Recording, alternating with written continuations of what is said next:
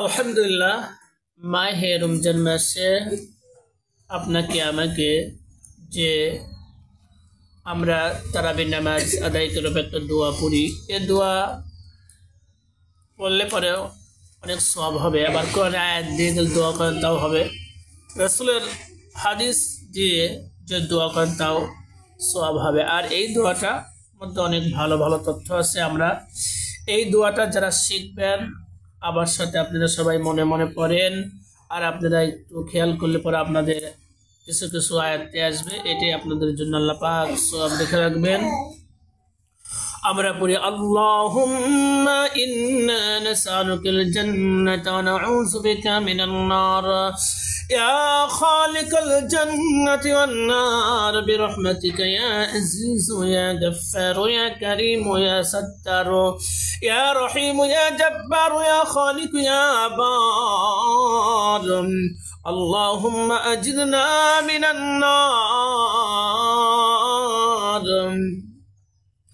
يا مجير يا مجير يا مجير برحمتك يا أرحم الراحمين।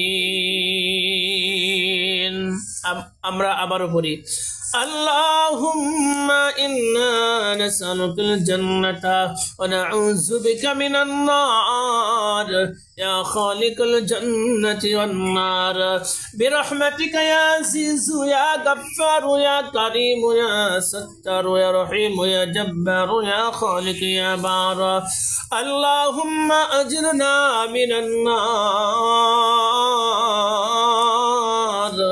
يا مجير يا مجير يا مجير